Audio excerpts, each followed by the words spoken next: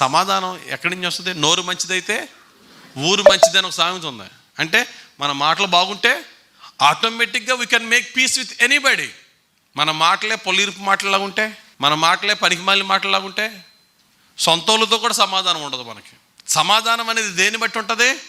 మన డ్రెస్సింగ్ బట్టి ఉండదో, మన టాలెంట్ బట్టి ఉండదో, మన మాటలను బట్టే ఉంటుంది. అదేవిధంగా పరిశుద్ధత కూడా దేన్ని బట్టి ఉంటుంది? మన ప్రార్థన బట్టి ఉండదో, మన ఆరాధన బట్టి ఉండదో, మన మాటను బట్టి ఉంటుంది. ఎందుకో తెలుసా? ఒక వ్యక్తిని పరిశుద్ధపరచాలన్నా, ఒక వ్యక్తిని డిఫైల్ అపవిత్రపరచాలన్నా ఎక్కడి నుంచి వచ్చేది?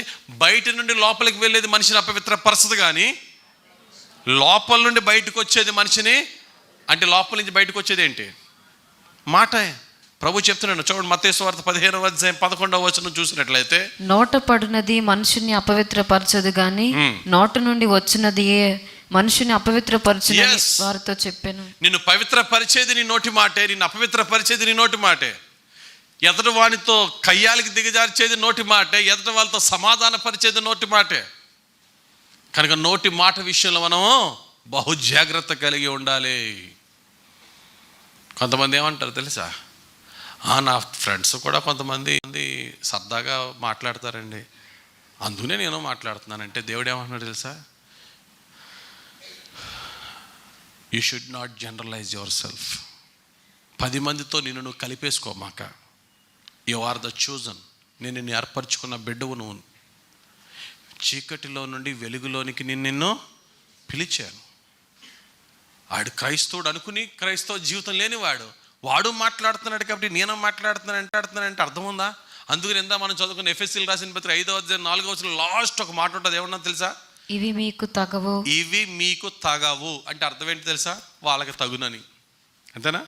వాళ్ళకి తగునేమో కానీ, వాళ్ళు మాట్లాడారేమో కానీ మీకు మాత్రం తగవు. ఎందుకు మీకు తగవో?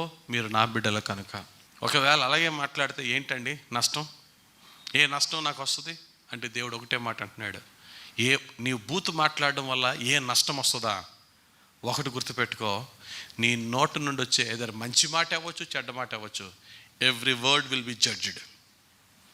యేసు ప్రభు అంటున్నాడు, నీ నోటు నుండి వచ్చే ప్రతిదీ కూడా రికార్డ్ చేస్తున్నాను అంటున్నాడు.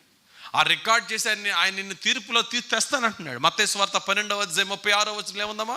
నేను మీతో చెప్పినది ఏమనగా, మనుషులు పలుకు వ్యర్థమైన ప్రతి మాటను గూర్చి విమర్శ దినమున లెక్క చెప్పవలసి ఉండెను.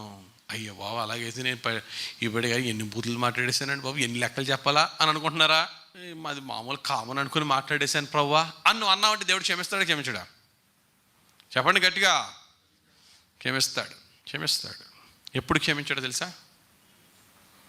ఈ రోజు నుంచి క్షమించడు, ఈ అవర్ నుంచి క్షమించడు.